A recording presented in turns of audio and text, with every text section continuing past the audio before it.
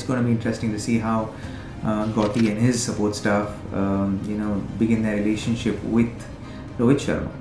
Rohit is also used, in all fairness, used to a certain coach for the last few years. So to shift from that takes a little bit of time to get going and figure out a pattern that is successful for them. And I promise you, if India batted first on any of those wickets in any one of those matches, they would have won the game hands down. Today we're going to talk about the India-Sri Lanka series, and we'll do a little bit of a post-mortem on that.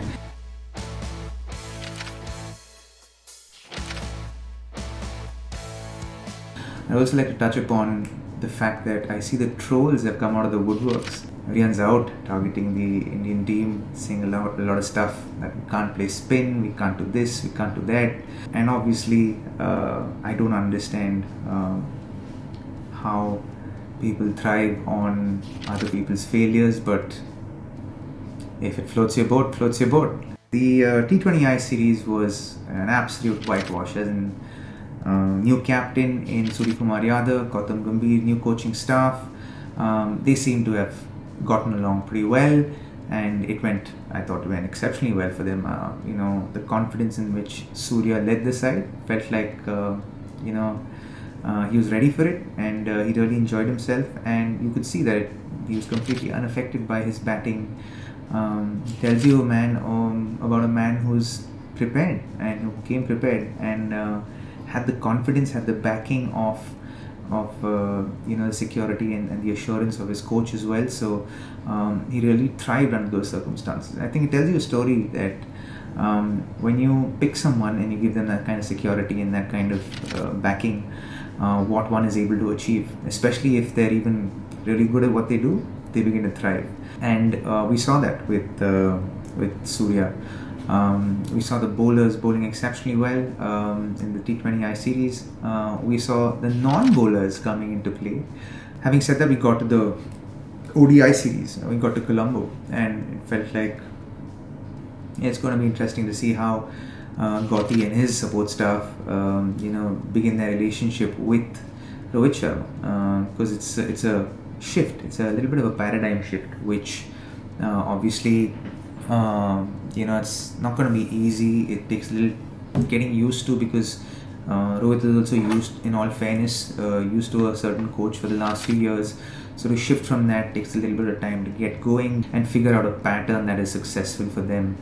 They have the Champions Trophy coming up next year, and they don't have a lot of one-day cricket happening. A lot of players are coming into this version of the game after a pretty big hiatus almost. When you witnessed the series, you felt like, okay, they were still kind of finding themselves.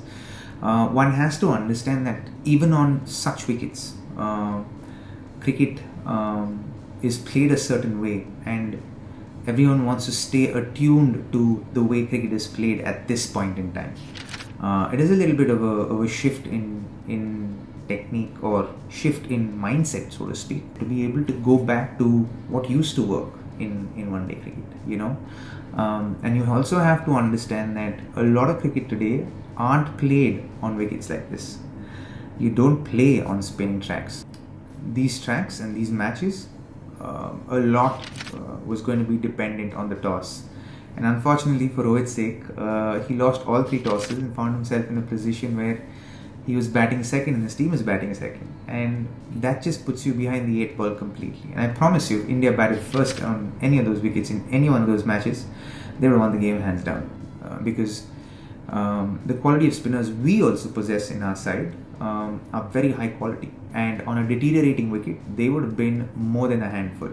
We all have seen how someone like Akshar has bowled on tracks that turn. He has eaten up, for example, England in that test series that he played, got almost 50 wickets in 3 or 4 test matches, which was just like, what is he doing? And he can be that kind of a bowler, extremely dangerous. Kuldeep was exceptional when he bowled. Riyan Parag in that last game was really, really good. And that wicket is all around a very difficult wicket in the sense to bat and score runs. It's not a wicket where the ball comes on. It's a little too paced, especially in the first half of the day. It can be a little too paced. Some will stop, some will skid and come through. Whilst on the other hand, to the spinners, some balls turned, some balls didn't turn. It just makes it really confusing for the batters as to how to approach batting in that kind of a game. I felt that you probably want to go back to the traditional method of playing one-day cricket, जहाँ पे you rotate the strike, play with the turn. One of the things I think, the basic things I think that we as a batting unit didn't do was we didn't play with the bat in front of the pad, in the sense that I felt like we were playing more for the turn than for the one that was straight. And I didn't feel we used the bat as the first line of defense. And a lot of the dismissals, especially we think of Sri Lanka, Van de Sey, and even Velalage, got most of their wickets not with turning deliveries but the ones that went straight. And oftentimes on turning tracks, those are the ones that are most dangerous, not the one that turn. The one that turn just turns and goes off. So to be detached from that and to apply yourself to just kind of wait for the ball to nudge, to play more on the back foot, is what should have been done. And I think that was attempted, but the patience with that I don't think was exercised. We did see a lot of changes in the batting order when a new coach and a captain kind of come together and they find their groove, and we as an audience, as supporters, should give them that time to find their groove. Yes, understandable, there's not much time or there's not much one-day cricket before the Champions Trophy, but you have to give that time to experiment as well and figure out what works best, because they know that Shreyas Iyer at 4, KL Rahul at 5 works for them, but Gautam Gambhir and the school of thought that he comes from enjoys the left-right combination, which I definitely think in white ball cricket is very useful, to be very honest. But I don't think that is it has been set in place. It does seem like there are a lot of changes made, but I can assure you that, or at least from what I know of Gautam Gambhir, it's a temporary thing till he finds his groove with this leader in Rohit Sharma. A lot of conversation about KL Rahul, Rishabh Pant, and KL should have gotten another chance. I certainly think so as well, and he could have gotten another chance. But I think both Gautam and maybe perhaps Rohit wanted to experiment more with the left-right combination, and that's why they gave Pant a go. Having said that, likes of Shivam Dube unfortunately didn't come through in this tournament. It would have been wonderful if he did come through. I think on these kind of tracks, or at least for him, the rope I don't think will be as long as it will be for certain other players. Although I do think he bowled exceptionally well on that wicket. He was very effective, bowled wicket to wicket. With his pace, was very disciplined. I thought he bowled well. Siraj was very impressive as well, especially in the last one day. His death bowling got really good, and if he can continue to do that, and when Bumrah comes back into the side, they will be a lethal pair to contend against in the death overs, along with Arshdeep Singh as well. So that'll be really cool. We have to understand Hardik Pandya is also not there, so when he's available, he walks straight into this side. KL Rahul playing again after a very long break, again finding the groove on these kind of wickets, I can assure you, is exceptionally hard for a guy who's got the best numbers in the middle order for India over the last 24 months. Will have an important role to play as well in the matches to come. For me, as far as Indian spin bowlers were concerned, I thought they were very, very good. Riyan Parag and Kuldeep Yadav were delightful again. Again, the control with which Kuldeep bowled on these kind of tracks was great to watch. He kept the batsmen guessing at all times. Riyan Parag, beautiful bowling man. The off spinners, the leg spinners, more like leg cutters, but the leg spinners, the carom balls, just the pace at which he bowled, I thought was exceptional. Riyan did well. I thought in the T20I series. I really liked how he batted in that third T20I, where he really absorbed the pressure and set up a great partnership with Shubman Gill, who also scored well in that game. Again, that was a tough wicket to bat on, dusty, proper turner. And you have to understand, guys, if India played on flat batting tracks, with all due respect to Sri Lanka, they would have pummeled Sri Lanka. This game became even Stevens because they played on a turning track. Will we get to see these kind of games in ICC tournaments? I highly doubt it, especially in subcontinent conditions. I still think It'll be fast-paced cricket, what we are used to seeing, where the batters will thrive a lot more than the bowlers, and the bowlers will be slightly behind the eight ball. But I also think that credit must be given where it's due, and I think the most credit in this series must be given that Sri Lankan team. After that drubbing in the T20I series, to come back the way they came back, to show the fight they showed, to believe to the extent that they believed, after the starts that Rohit and Shubman gave India, was exceptional. And highest, I think, credit should be given to Sri Lanka. Guys, he had no bowlers. Main bowlers were all injured. His secondary bowlers are all injured. And he had one secondary bowler in Asita Fernando who became his premium bowler, fast bowler. He did not have another fast bowler. He did have Lianage, but he didn't utilize him. But he utilized Akila Dhananjaya, who bowled, I thought, exceptionally well in the power play. I felt it was a little hard done by getting dropped in the third ODI. I thought he did the dirty job of actually bowling the power play overs, especially to the kind of form that Rohit Sharma is in. Man, it's hard work to bowl against Rohit Sharma in the power play. But they did that exceptionally well, and then yet still got dropped. Walalage was a delightful surprise. I wonder why he's not there in all formats of the game. The other wonderful story is Jeffrey Van Der Sey. Man, I'm making a separate video just for Jeffrey Van Der Sey because he deserves that. There's such a wonderful human story behind that. But all in all, Pathum Nissanka, again, as a batter, batted beautifully throughout the series. Avishka Fernando in that last game, that was a do or die game for him, I suspect, because he didn't have necessarily a great run for him. So suddenly when you look at it from an individual perspective, from a team perspective for Sri Lanka, you will see that in a lot of ways, not a lot of people had a lot of security. And yet they stacked up such wonderful performances. They're back up against the wall, the likes of Avishka Fernando back up against the wall in that last game, and just the way he batted was just immaculate batting on a wicket like that. Clean, crisp, and a lot of control in his batting in that final ODI. Walalage again impressed with the ball.